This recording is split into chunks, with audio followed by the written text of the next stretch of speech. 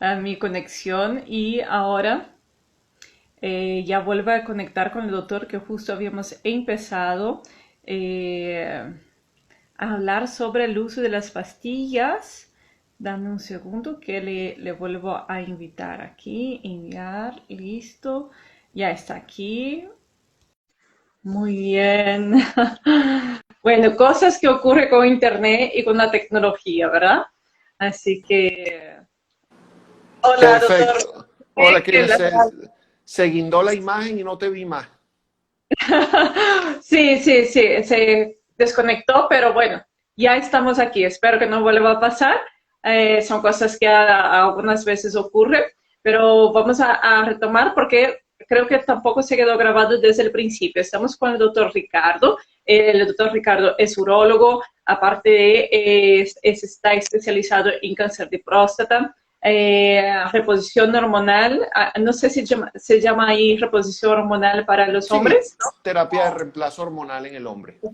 Hormonal. Y bueno, entonces estamos hablando, en el día de hoy vamos a estar hablando sobre eh, el uso de las pastillas y sobre cómo es esa prescripción, cómo se utilizan las pastillas, para qué se utiliza.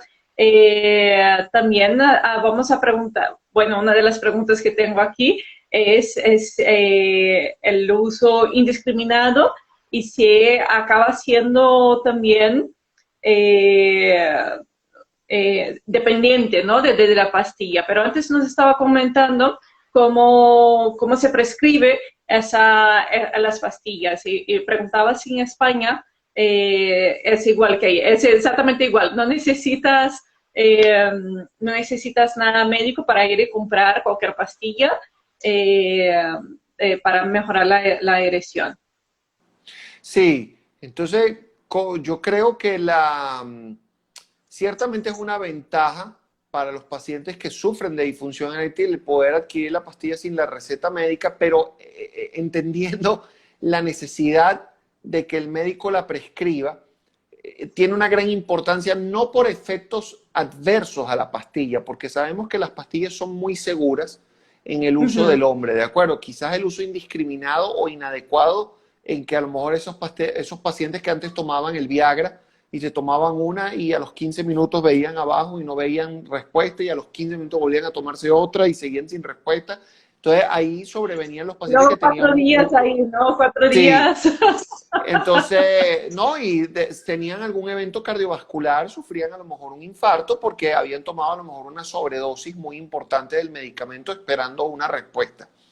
Uh -huh. Pero más allá de los efectos adversos, lo que creo es que hay muchos pacientes que también entonces toman la pastilla de forma inadecuada, unos porque la toman de más y otros porque la toman a lo mejor en una dosis menor y no ven tampoco funcionamiento. 30% de los pacientes que toman estos medicamentos pueden fallar a las medicinas, Keila. Entonces, ciertamente, esto es una desventaja para esos pacientes que la pueden adquirir en la farmacia sin prescripción y sin la supervisión médica.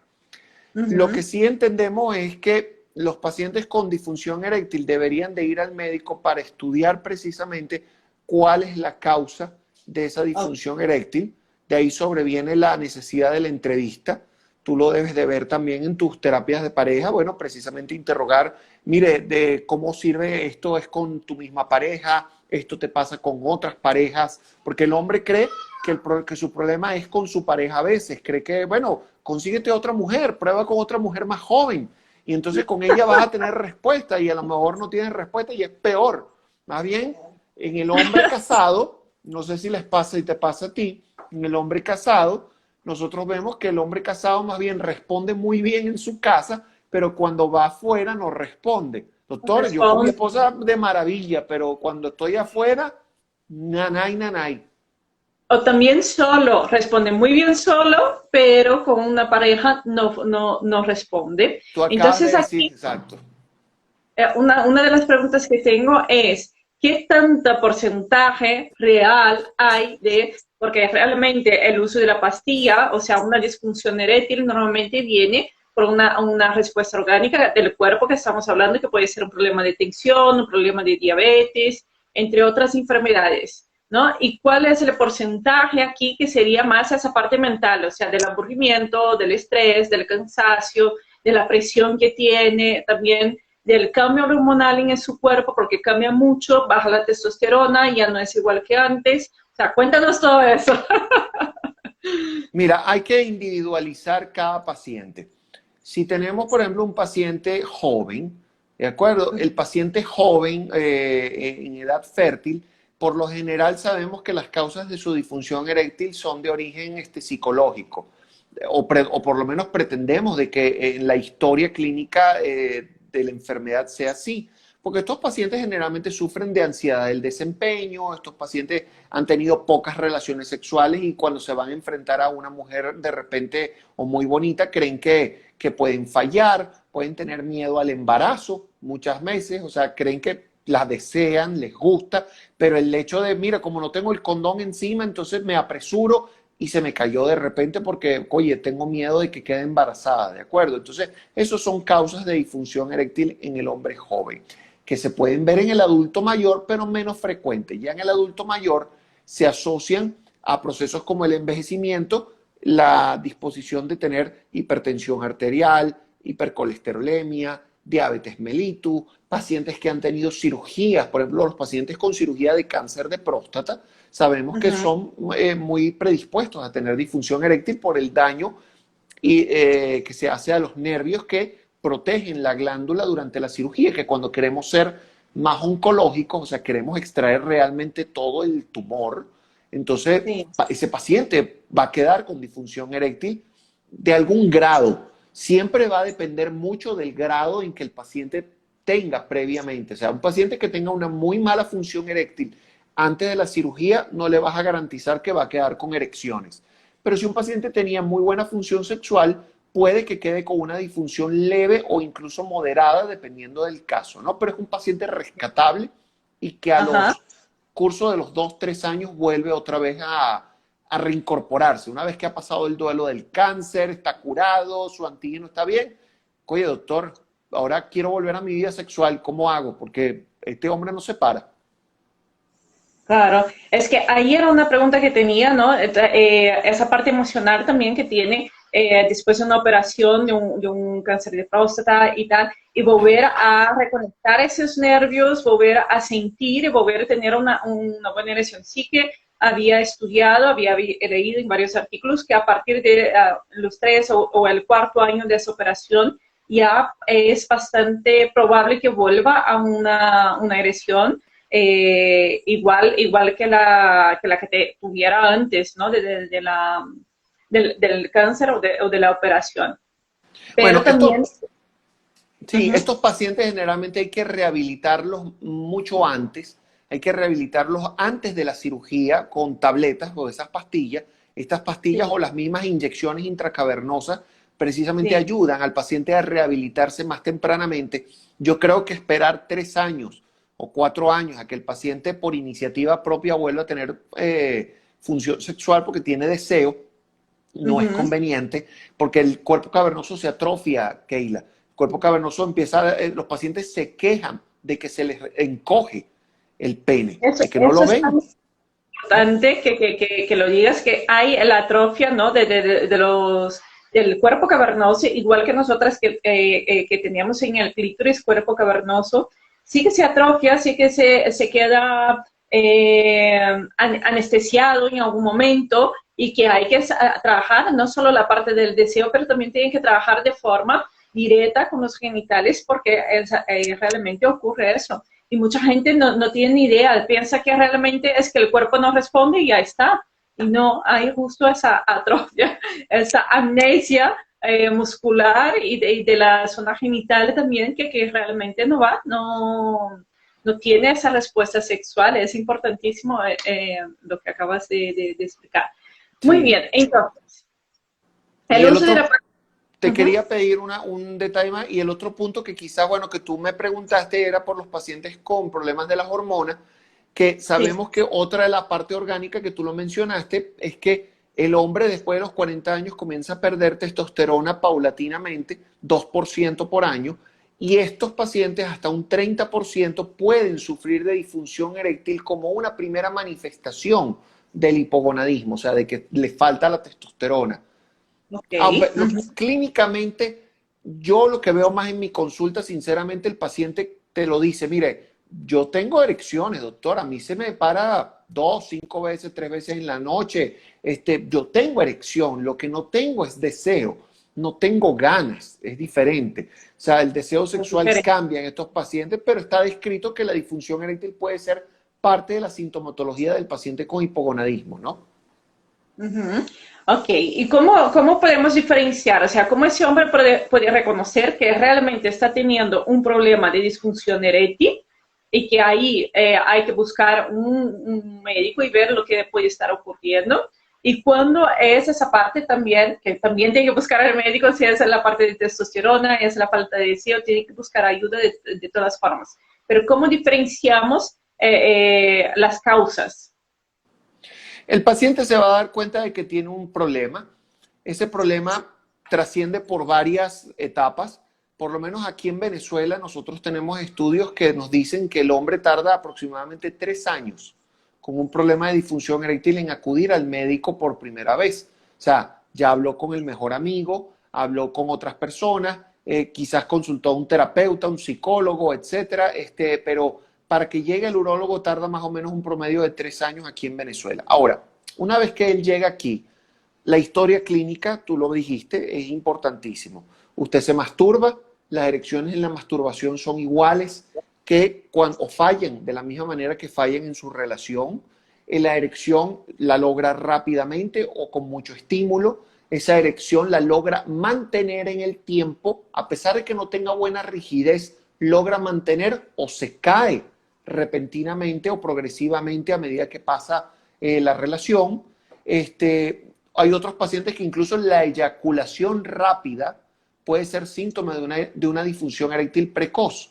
El paciente, Totalmente. porque el pene llega un momento, Keilen, que te dice, epa, me voy a caer, necesito irme como de lugar porque me voy a caer. Entonces, bueno, no le queda de otra que irse rápidamente, ¿de acuerdo?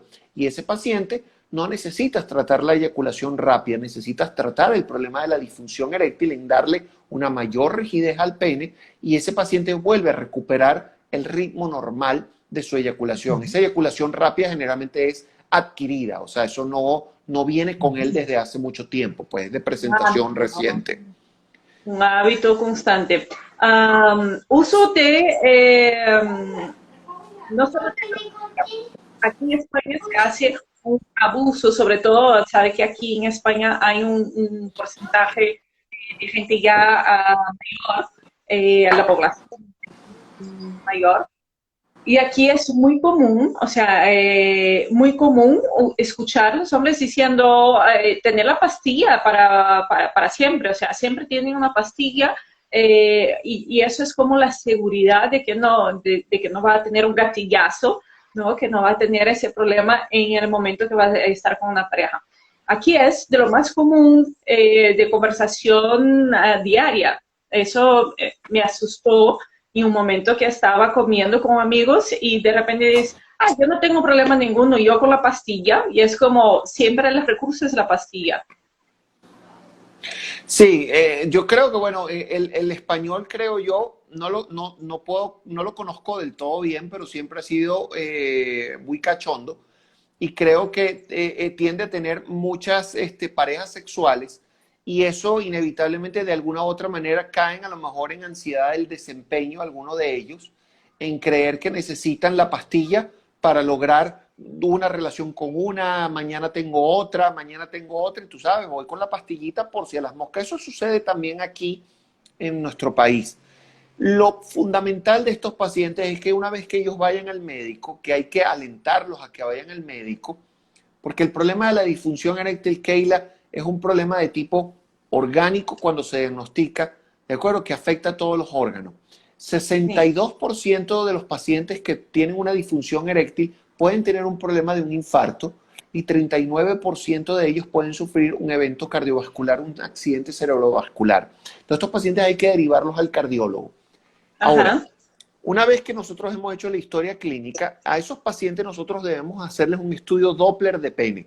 O sea, los llevamos a un estudio ecográfico, se le coloca una inyección o una sustancia que es la alprostadil y con eso vemos la respuesta tanto clínica como la respuesta a nivel ecográfica, de ver las velocidades de entrada y de salida de las arterias cavernosas y de la vena dorsal del pene, para diagnosticar si hay de verdad una insuficiencia arterial o hay una fuga venosa.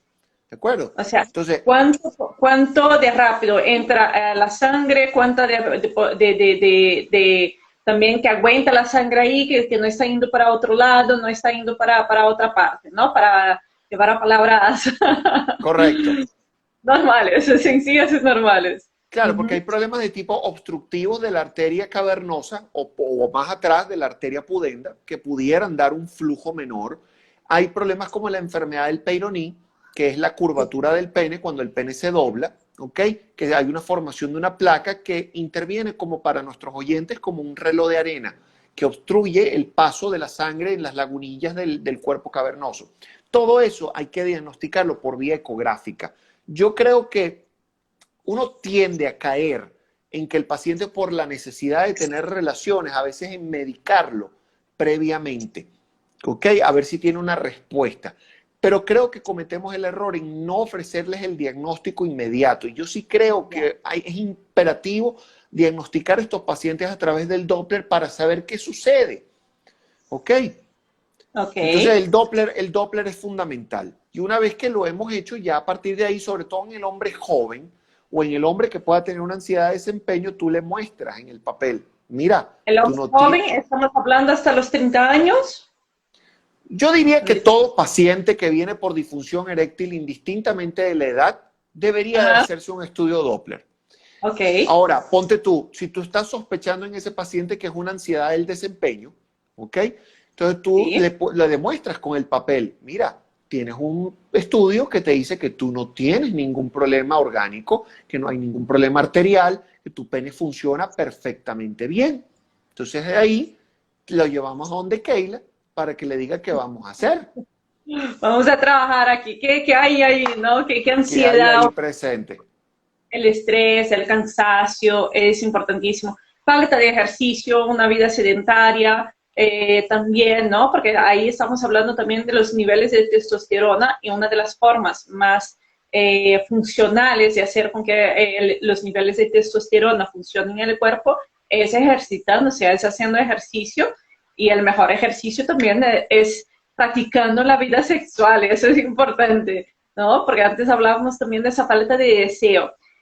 Doctor, ¿qué porcentaje de gente, porque es verdad que buscar ayuda, como has dicho, tarda años, tarda muchísimos años. En España igual, o sea, tienen miedo al médico. Llega una edad que es como a ver quién tiene más cosas que uno, ¿no? No lo sé si en Venezuela pasa, pero escuchas a los mayores diciendo y es, uy, estoy con los dolores de la artritis y al otro no lo sé, de la artritis, de la artrosis. Estoy con el dolor, no lo sé. Y uno es como, van haciendo competencia a ver quién tiene más dolor o a ver quién está más enfermo. Pero cuando se habla de la vida sexual, es otra cosa. Cuando yo digo a mucha gente, oye, mira, voy a tener hoy una charla con un urólogo, voy a tener con un maestro tántrico, un aquello, y dicen, no, mi vida sexual está perfecta, pero es la misma persona que sé perfectamente que tiene su pastilla dentro del bolsillo para cualquier problema. El brujo, dicen aquí, el brujo. Sí. No, yo estoy convencido de que el paciente niega, pero por un tema social, su vida sexual. Los pacientes que vienen al consultorio, todos te dicen, tú le preguntas, ¿cómo está tu vida sexual en cuanto a tu pene, a la rigidez de tu pene? Todos te responden lo mismo. No es como antes, doctor, ya no es como antes, definitivamente, en el consultorio. Pero sí Ajá. creo que estos pacientes cuando están en la calle no son capaces de admitir que tienen un problema delante de sus amigos o delante de otras personas, pues.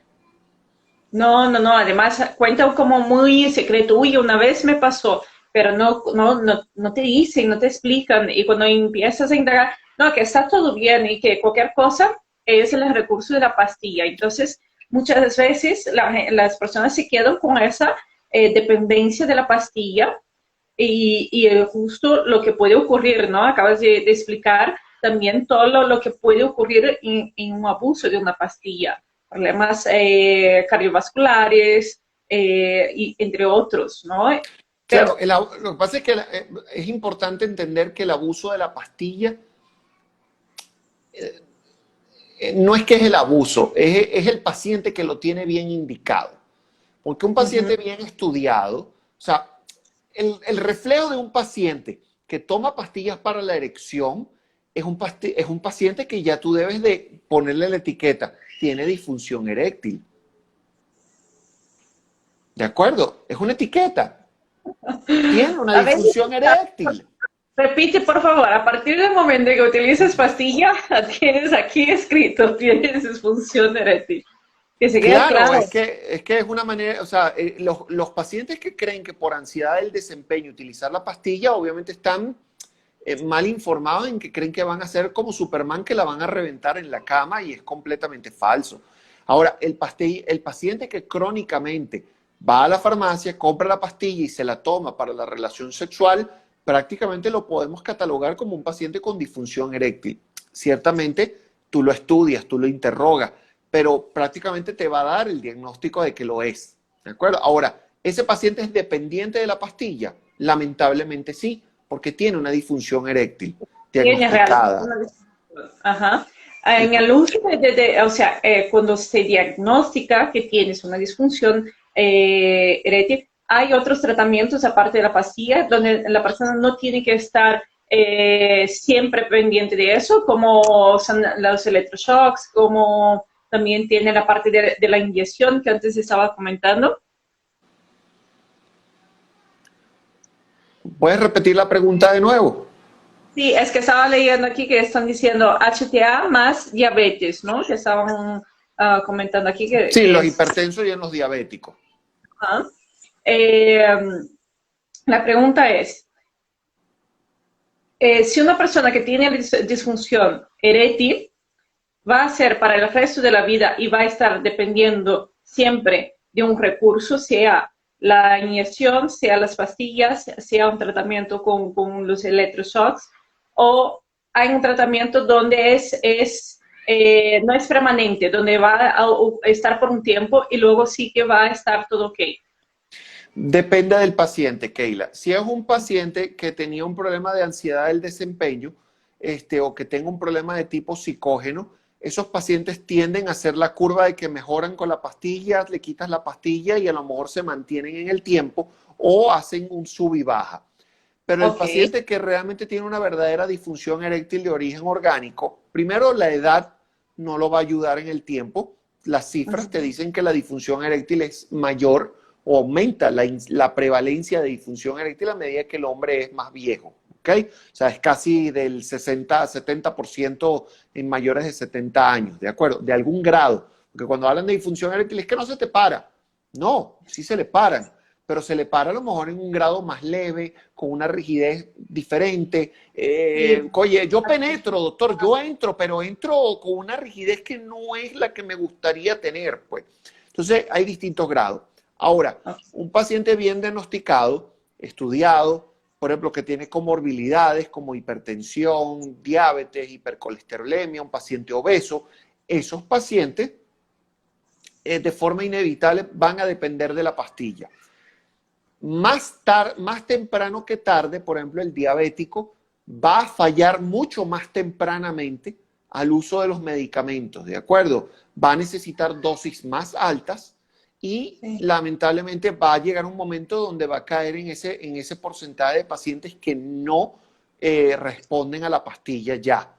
Entonces Sí. ahí tenemos que recurrir eventualmente, bueno, al uso de la inyección intracavernosa o Uh-huh. si el paciente es un paciente joven, estoy hablando 59 años, 65 años, que tiene una vida sexual activa, a ese paciente hay que darle la opción de colocarse una prótesis de pene. Ok. Aquí están preguntando oxigenación. Sí, la oxigenación como parte del tratamiento de la pastilla, obviamente, Pasa que el Semán Nicoláico ese es mi papá, él es médico también. Por eso Ah, vale, vale, vale. te está Es que dando, estaba difícil aquí te, reconocer el nombre. Yo, ¿cómo se pronuncia eso? Yo solo voy a la pregunta. te está dando los tips. La oxigenación, como parte del tratamiento vascular para el pene, porque muchos pacientes tienen el concepto erróneo de que deben de tomar la pastilla solamente para el acto sexual.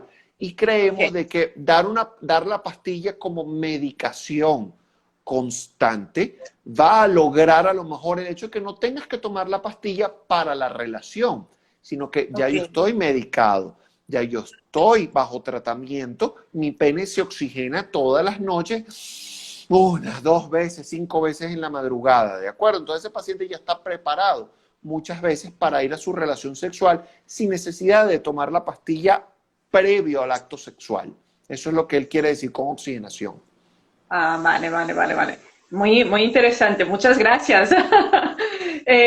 Una de las preguntas que tengo y suele venir mucha gente, porque aquí también recibo y estoy haciendo las lives también con gente del mundo tántrico. Y aquí hay una sobre la retroeyaculación, que luego causa dolor, que luego el no eyacular también es uno de los elementos del cáncer de próstata, o sea, que ayuda a un cáncer de próstata. ¿Cuánto de eso es real? ¿Cómo es esa dinámica? ¿Lo has percibido que la mala praxis dentro de la excitación sexual o de la masturbación puede llevar a una disfunción sexual? A ver, son varias preguntas, veamos. Con respecto a la, Algo, tres o sí, cuatro preguntas juntas. con respecto a la eyaculación, fíjate, nosotros hay estudios que estimulan o promueven la eyaculación constante para prevenir el cáncer de próstata. Un estudio que había salido en New England hablaba sobre que debería el paciente tener alrededor de 21 eyaculaciones mensuales para prevenir un cáncer de próstata. Sin embargo, esto fue un estudio de tipo retrospectivo, no fue un estudio prospectivo que se realizó bajo las historias médicas de una colección de pacientes que hubo. Entonces, ellos tomaron en cuenta la frecuencia sexual de esos pacientes y los que desarrollaban cáncer de próstata. Entonces, claro, no se puede decir que hay un agente causal de que los que eyaculan mucho no tienen cáncer y los que no sí. Pero sí creemos que el lavar la próstata, el mantener una vida sexual constante, puede prevenir el desarrollo del cáncer. La segunda pregunta, que es con respecto a la retención de la eyaculación, yo creo que el sexo tántrico es algo que debe de practicar para el paciente que tiene eyaculación rápida. Tú puedes darle mecanismos del sexo tántrico como otros ejercicios como el sostener a lo mejor el glande después de la penetración, o sea, salir, recoger el glande con la mano y apretar durante 5 segundos, soltar y volver a entrar. ¿Ok? Esos ejercicios son buenos para el paciente con eyaculación rápida o que puedan ameritar también una medicación asociada para mejorar su problema de eyaculación rápida, ¿ok? Que no es nada que ver con disfunción eréctil. Sobre la retención de la eyaculación, el hecho de tener dolor, si el paciente practica una musculatura del perineal muy fuerte, constante y sostenida, puede tener lo que llaman un espasmo del esfínter interno, y eso puede producir dolor e incluso dificultad para orinar en el paciente. Dolor en la eyaculación sugiere más un problema infeccioso como Sí. tal o por obstrucción de los conductos eyaculadores propiamente que hayan tenido a lo mejor un proceso de una prostatitis aguda o una prostatitis crónica, ¿ok? Okay, okay. Y la última pregunta que me hiciste fue, se me fue, tengo la, Los malos hábitos o las malas prácticas en el momento de la masturbación o algún ah, entrenamiento mal hecho que tanto ayuda a una disfunción eréctil. eh, yo creo que, la parte de la masturbación es parte normal de un individuo, ¿ok? Es parte normal del hombre. La Ujú. masturbación lo que no debe de ser psicológicamente, no debe de sustituir ninguno de tus actividades del día a día. O sea, se entiende o se sobreentiende que La masturbación no conlleva disfunción eréctil.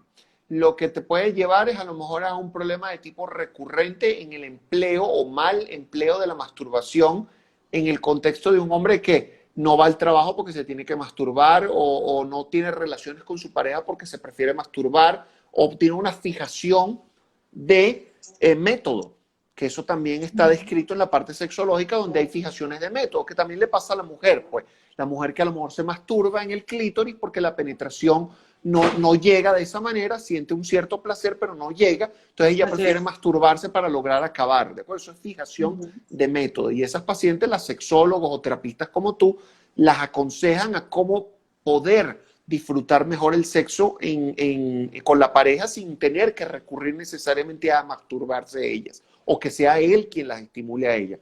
Ahora, Exacto. masturbación y disfunción eréctil no tienen, no, creo que son diametralmente opuestos, pues. No, no está en conjunto, ¿no? No. No ocurre. Otra pregunta que suele ocurrir mucho por aquí es el uso del porno, y creo que es lo mismo, creo que, porque la masturbación también tiene la parte de masturbarte demasiado rápido, con demasiada presión, claro que al momento de la penetración, ni la presión, ni la rapidez ni es la misma, y entonces ahí, pero como tú acabas de explicar, realmente es una parte mucho más psicológica que cualquier problema real de disfunción. Pero ¿cómo percibes que afecta la pornografía tanto en los jóvenes como en los mayores? Antes de responder la pregunta, fíjate, Sí. salió un estudio en Medscape que hablaban de que definitivamente los pacientes que tendían a ver más pornografía sufrían precozmente de disfunción eréctil, Keila. Y que los pacientes que veían desde muy temprana edad pornografía tenían una tendencia a tener fijación a la pornografía y por consiguiente estos pacientes tendrían a sufrir más disfunción eréctil. Claro, hay que saber interpretar de dónde viene la disfunción. O sea, la disfunción es un problema en estos casos entonces de desempeño, es un problema psicógeno, es un problema de que tenemos la fijación de que estos carajos tienen la paloma del tamaño del brazo, ¿entiendes? En la pornografía. Y entonces, no, yo no soy como ellos, yo tengo un pene muy chiquito. Entonces, de ahí la importancia de los estudios médicos de decirle a un paciente, ¿usted está en la regla de lo que es un pene normal o no? No, no, hay medidas del pene, por lo menos en Venezuela nosotros tenemos estudios de cuánto debería medir un pene normal y poderle decir a un hombre, no, usted está dentro del promedio o usted está incluso por encima del promedio. Lo que pasa es que los pornográficos tenemos que entender que esos son efectos de cámara, ahí esos pacientes paran la cámara, paran la toma y vuelven a comenzar en otra posición, en otra toma. Eso no es una relación continua. Y obviamente van a contratar personas o actores que tienen un pene obviamente por encima del promedio, pero eso no puede ser la regla. Entonces creo que es un error la pornografía como método de decirnos esta es la manera de tener sexo. La pornografía no puede decirte a ti lo que es sexo. Todo adolescente pasó, yo vi pornografía cuando fui adolescente, pero la pornografía es parte del descubrimiento. Creo que es sano cuando tú descubres qué es el sexo, cómo es la penetración, cómo se pone, a lo mejor te da alguna idea o no de las penetraciones, eso lo puedes conseguir en la literatura también, ¿ok? Pero más allá del efecto de esto es lo que me excita, por encima de una relación de pareja normal, creo que ya eso tiene un trasfondo diferente. Si tú no logras una excitación normal con tu pareja, si tú no logras una relación sexual satisfactoria y tienes que recurrir a la pornografía, algo está pasando, Keila. Está pasando. Exacto. Saludar a todos que están aquí acompañándonos. Podéis dejarnos vuestra pregunta, que siempre vamos a estar leyendo. Así también me ayudáis, porque es verdad que mi forma de pensar puede ser una y y la vuestra puede ser bastante interesante aquí para sacarnos de dudas también y conocer algo nuevo. Um, es verdad que la pornografía no realmente fue una parte de educación que puede ayudar, ¿no? Y ya están saliendo también pornografías que son mucho más Más reales, por así erótica, bueno, y más decirlo. eróticas también, a lo mejor sin ser tan explícitas, pues. Exacto. Y es verdad que no es real. Y ahí viene el uso, mucha búsqueda de jóvenes a querer poner una prótesis también, a empezar a desarrollar algunas disfunciones sexuales, tanto como habíamos comentado, eyaculación precoz, o una disfunción porque me pongo muy ansioso, porque mi idea, ¿no? Es tener que ser así y tengo que aguantar horas y tengo que dar placer y demás. ¿Cuál es el perfil de vuestro, de la gente que os busca? ¿Tiene esa parte joven que va buscando las pastillas o va buscando también la prótesis para querer estar mejor?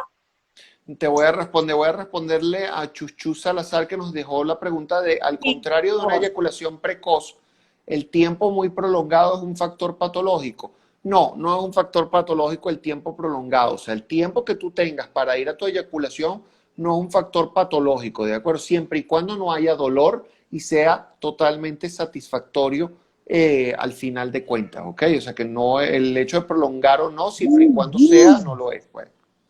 Ahora, para responder tu pregunta, el paciente que nos consulta, Keila, como te dije, es el paciente que ya tiene, o el adulto que ya tiene una disfunción eréctil, que ha probado pastillas en el pasado, pero que ahora ha empeorado en el tiempo.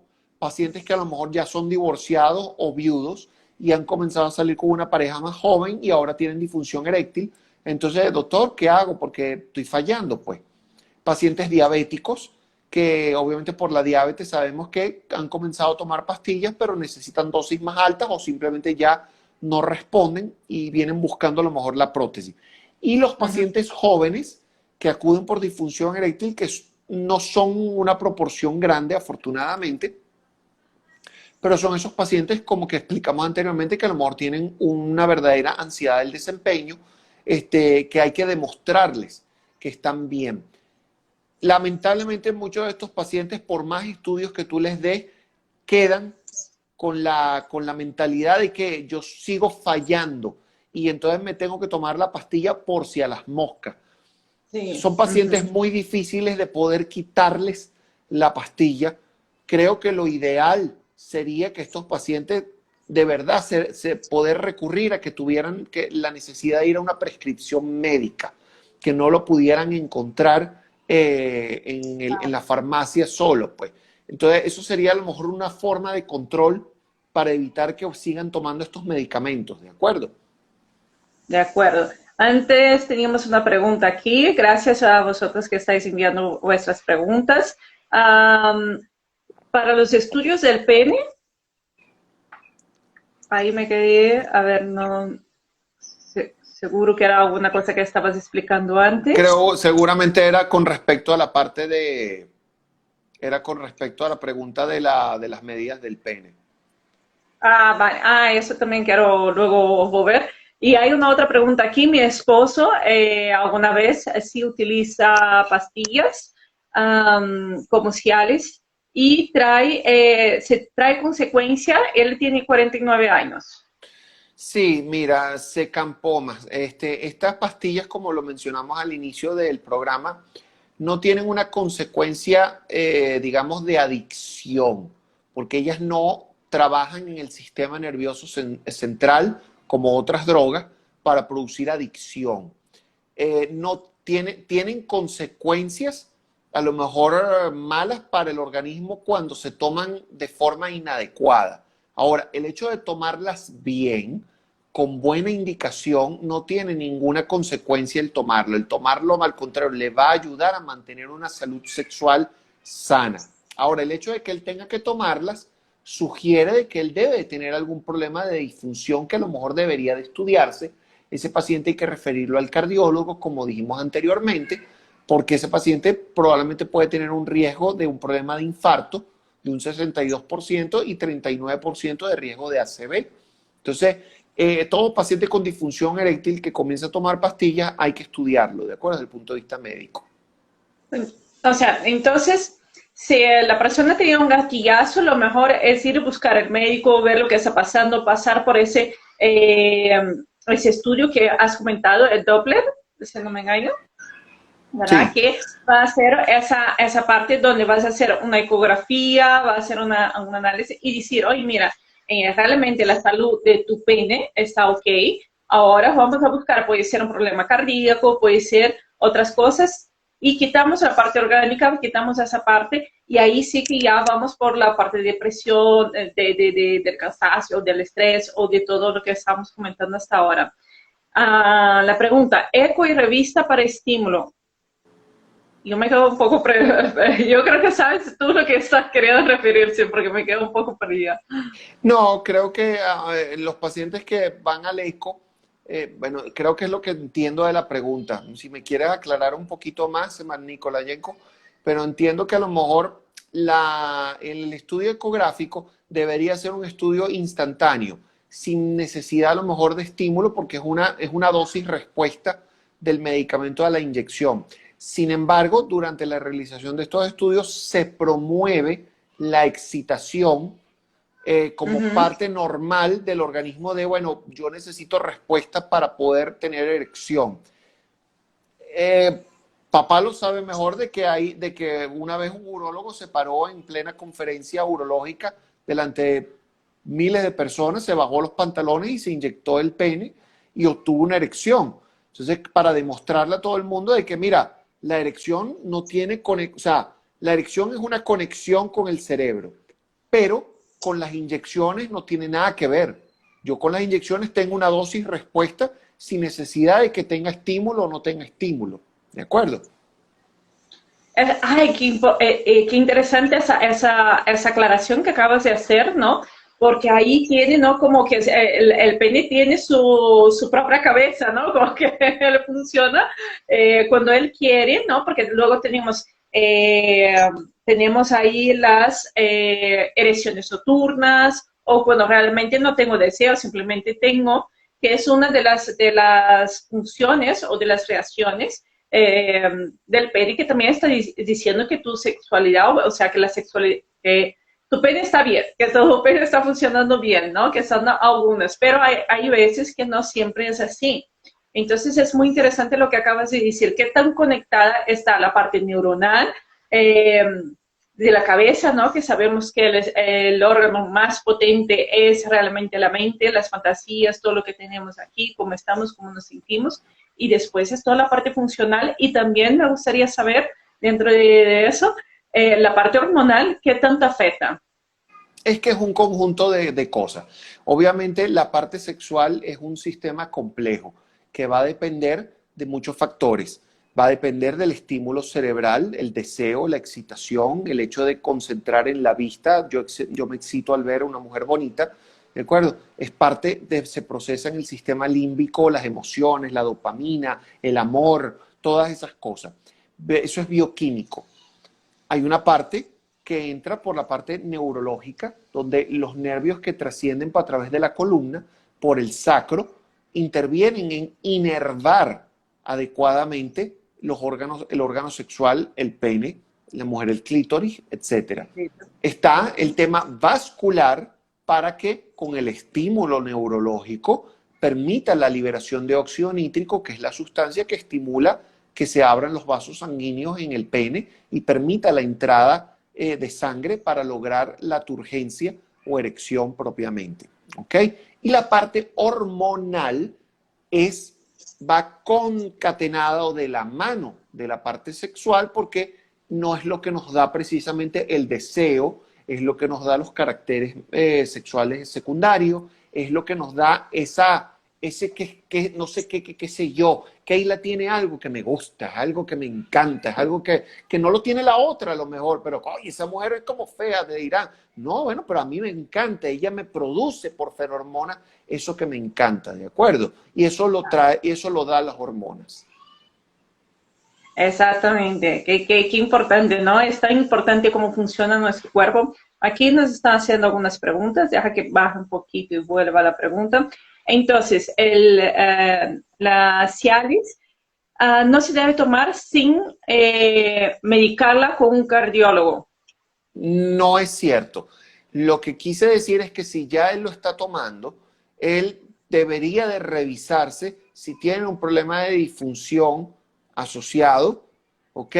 Y que debería de ir al cardiólogo a investigar cómo está la función de su corazón, ¿ok? Debe hacérselo un electro, ver cómo está su tensión arterial.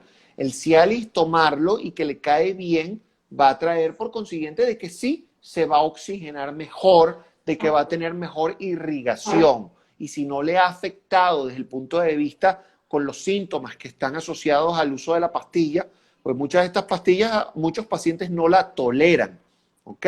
Porque, bueno, porque les da dolor de cabeza, se les tapa la nariz, se ponen rojo, las cabezas se les ponen calientes, les duelen los músculos de la espalda o de las piernas. Todo esto son síntomas que a lo mejor son transitorios por la pastilla. Pero la verdadera respuesta es, estos pacientes necesitan a lo mejor ir al cardiólogo si necesitan, si usan la pastilla para mejorar su erección. Ah, muy bien. La eyaculación retardada, ¿por qué sería? ¿O es por falta de estímulos? No, la eyaculación retardada tiene orígenes diferentes. Puede ser de origen neurológico por un problema de tipo neurológico, por enfermedades neurológicas. Por ejemplo, hay pacientes como el Parkinson, pacientes que toman ciertos medicamentos que pueden tener eyaculación retardada. Hay que diferenciar eyaculación retardada de aneyaculación o eyaculación en la orina. Por ejemplo, muchos pacientes prostáticos toman medicamentos que pueden tener eyaculación retrógrada y ¿Y entonces cuando van a adentro? eyacular dicen, epa, llegué al orgasmo, pero llegué a un orgasmo seco. Ahora, Seco. eyaculación retardada se ve en pacientes, por ejemplo, con problemas de tipo neurológico, ciertos medicamentos, pacientes que han tenido cirugías de columna, pacientes que han tenido cirugía de cáncer retroperitoneales por ganglio. En todos estos pacientes hay que sospechar que puedan tener un problema de eyaculación retardada. ¿Ok? Ok. O Yo también. otros otros pacientes con disfunción sexual, pueden tener por consiguiente eyaculación retardada, por falta a lo mejor como de, pero no es un estímulo de parte de la pareja, sino que a lo mejor en el estímulo del mismo pene, como no logra la erección, llega un momento en que no logra llegar al momento, ¿no? Sí. Bueno, ahora tengo una otra pregunta. Acaba aquí de hacernos una otra pregunta que es bastante interesante. ¿Mujer y Viagra funciona? ¿Los dos deben tomar? Bueno, hasta ahorita no hay estudios serios que nos hablen de que el Viagra femenino sea, o sea, no es un problema. El Viagra femenino como tal lo quisieron vender de esa manera como como un anuncio publicitario, ¿de acuerdo, Keila? Pero realmente el Viagra femenino se creó con el fin de tratar el deseo sexual hipoactivo en las mujeres. Entonces, deseo sexual hipoactivo es un término muy específico, de acuerdo, ligado a otras cosas que no son depresión, que no son simplemente es esa mujer que no logra esa estimulación sexual por deseo, que no Por tiene nada que deseo. ver con excitación ni lubricación, porque la mujer tiene distintos niveles diferentes al hombre, pues tiene como muchos switches. Es el deseo, no, es la excitación, no, es la lubricación, no. Sí, Correcto, sí, sí, sí, sí, sí, también también por la parte hormonal que es tan diferente, que cambia correcto. mucho, y entonces ahí sí que hay esa como, vale, puedo tener deseo, pero no tengo excitación, o sea, no estoy preparada para una relación sexual, no lubrico bien, no, y ahí acaba ocurriendo también otras disfunciones ya en la parte de la mujer, como que puede llegar a tener un vaginismo, entre otras disfunciones, Otras ¿no? cosas, otras disfunciones, exacto. Es muy, muy interesante. Y realmente es que pastillas para las mujeres creo que están lejos de, de conseguir una que realmente funcione, ¿no? O sea, que trabaje toda esa parte. Creo Bueno, que hay pero es precisamente por eso, Keila, porque el hombre es como un switch de prendido y apagado, que sabemos de que tú trabajaste bien el deseo, etcétera. Entonces, bueno, la parte vascular tú la manejas con la pastilla, ¿de acuerdo? Pero la mujer tiene otros trasfondos, ¿de acuerdo? Entonces, la mujer con las mismas hormonas, tiene esa psicología de me quiere o no me quiere, está conmigo porque de verdad me ama, o es que simplemente me gusta porque tiene la plata o no lo tiene. O sea, son muchas cosas que están ahí que en la mujer participan, pues, y hay que tomarlas en cuenta todas, porque no es un problema netamente vascular dirigido al clítoris, por ejemplo. Sí, sí, sí, y también la edad, vamos quitando también estrógenos, testosterona, todo esa. Pero eso también me gustaría preguntar, ¿no? Solo sobre la andropausia en los hombres, o sea, ese cambio hormonal que también tiene. eh, y tiene, no sé, aquí me están preguntando, están saludando Daniel Buzongón, Bosongón. Zongón y el que tiene el nombre difícil. Sí, no, ese eh, es el nombre del medicamento del Viagra femenino que le fibroacerina. sí, sí, sí, sí. A ver, no, no me preguntan nada, es que me salió aquí una preguntita. Eh, Me gustaría saber eso sobre la andropausia. Antes vamos a hablar un poquito sobre, que me he recordado, de los tamaños, ¿no? ¿Qué tan importantes son los tamaños en el hombre? Y sobre todo, también algunas cosas que acaba ocurriendo que preguntan mucho si haciendo la circuncisión se pierde la sensibilidad, si no se pierde. Ah, Sobre el vale, tamaño. y vale, sí, sí, sí, contesta que luego No, te sobre. Ahí vamos, yo lo estoy leyendo también. Mira, vale. sobre el tamaño del pene, creo que es importante por un tema psicológico para el paciente saber si él se encuentra dentro del promedio, de acuerdo con respecto a los demás hombres o no, de acuerdo. Entonces, claro, el venezolano por lo menos tiene un promedio de 12,7 más o menos de promedio de un pene en reposo, de acuerdo, que puede llegar más o menos a los 13 centímetros y algo en erección, de acuerdo, a los 14 en erección. Entonces, de ahí deriva la necesidad de tener medidas para saber de quién hablarle de un verdadero pene pequeño o no. Con Tengo pequeño. respecto a la parte de la testosterona, por supuesto, bueno, lo dijimos al principio, que bueno, interviene en el deseo sexual y hasta en un 30% de los problemas de disfunción eréctil, que hay que pedirle las hormonas de testosterona total, estradiol, prolactina, hormonas de la tiroides, ¿de acuerdo? LH, FSH, para ver cómo está ese equilibrio hormonal en ese hombre, ¿ok? Eso respondería a la pregunta de ese campo más, entonces es normal que baje la libido en el adulto de los 49 años, sí, es normal que baje su deseo sexual. Ahora, lo que no debe ser normal es aceptar de que baje el deseo sexual y no hacer nada al respecto. Ese hombre debería hacerse sus exámenes de sus hormonas, ¿ok? Y ver si es candidato a terapia de reemplazo hormonal, porque una vez que ese hombre porque eso es lo que pasa, Keila, que después que llegan a una edad, por el descenso de la hormona, no, ya yo fui bandido, ya yo no me, ya yo tuve muchas parejas, ya yo no tengo por qué tener más Ya no, sexo, ya yo estoy viejo. Y sabemos que no solamente el deseo sexual pertenece a un problema del hombre por la parte sexual, sino que este hombre, por estar bañado en testosterona y su deficiencia, le va a traer pérdida de masa muscular, pérdida de densidad mineral ósea, se le cae el cabello del cuerpo. Estos pacientes entonces también se les crecen las mamas, les crecen las tetillas. ¿no? Ujú. Entonces, todos estos pacientes, todos esos son síndromes derivados a la baja de testosterona. ¿Ok? Son pacientes de los testículos, Keila. Es importante tocar los testículos del hombre. Un paciente con testículos chiquitos es un paciente que lo puedes etiquetar aquí y decirle, usted tiene un problema de testosterona baja. Wow, ahí, mira, un gran secreto ahí para que podáis. Aquí pregunta está Víctor. Bueno, ya la gente se va animando a hacer preguntas. Me encanta cuando se animan a hacer preguntas. Pero eso que acabas de decir es importantísimo porque también la caída del pelo, que muchos hombres no tienen esa idea, ¿no? Que cuando se te está cayendo el pelo, estás perdiendo pelo, hay un problema hormonal que hay que buscar que puede ser. Y cuando hablamos de disfunción sexual, estamos hablando de sexualidad, no siempre es, vale, tienes una disfunción. El problema de la disfunción sexual también es mental, donde te acabas resignando a una vida donde ya no tienes energía vital y ya no tienes ganas de hacer las cosas. Y no estoy hablando de sexo, estoy hablando de no tienes ganas de ir a trabajar, no tienes ganas de vivir realmente. Entonces, la parte hormonal, tú que haces esas reposiciones hormonales en hombres, es tan importante hablar sobre eso, porque sí, nosotras lo teníamos claro que cuando llegamos a la menopausia o un poco antes ya tenemos que estar haciendo esa reposición hormonal porque vamos perdiendo una menstruación, pero para el hombre no es tan visible esa baja, a no ser que sea muy, muy grande, ¿no?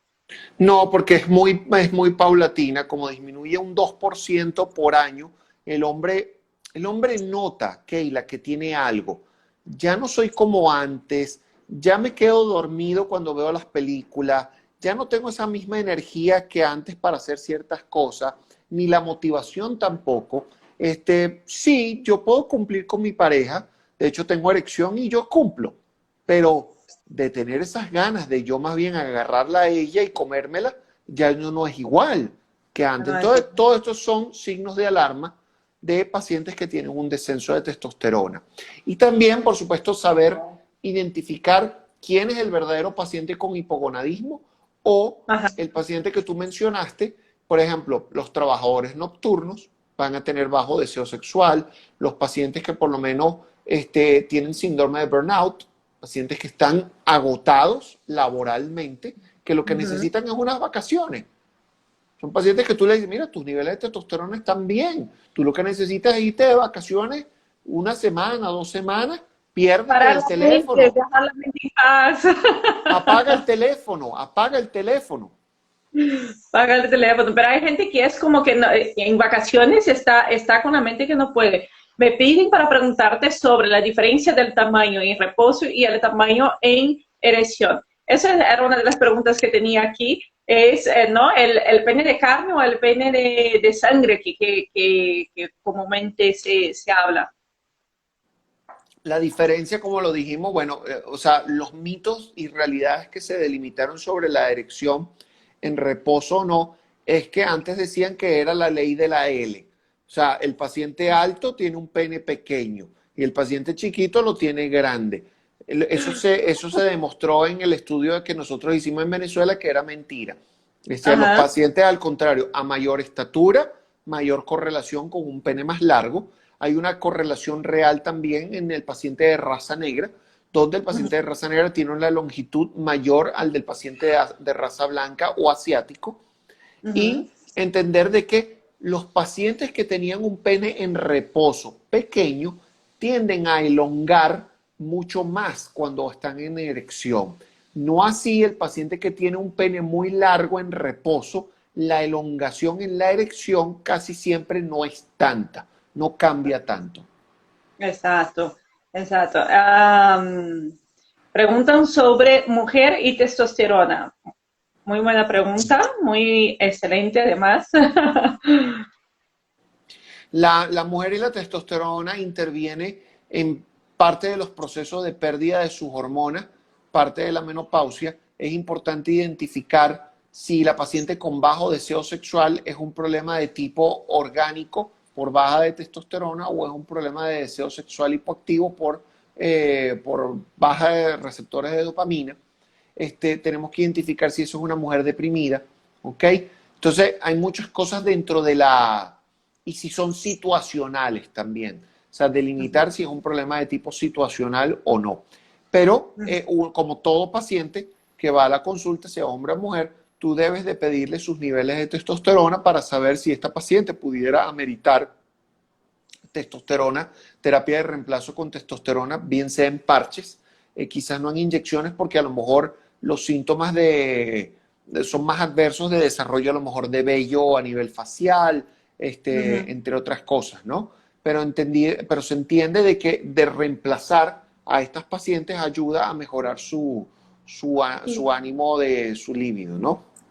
Sí, sí, sí, es que la testosterona en la mujer es una de las cosas más importantes y sí que nos acompañan varias mujeres aquí que el nivel de testosterona en la mujer sí que es una gotita cerca de lo que tiene el hombre, pero es importantísimo para un buen desarrollo tiroides, también eh, de todo el sistema para que funcione bien y sobre todo de la libido, del deseo, tiene mucho que ver con con la testosterona. Se nos acaba el tiempo. No sé si tienes tiempo para que volvamos y respondamos unas últimas preguntas y podamos despedir bien, porque me Sí, parece desde 7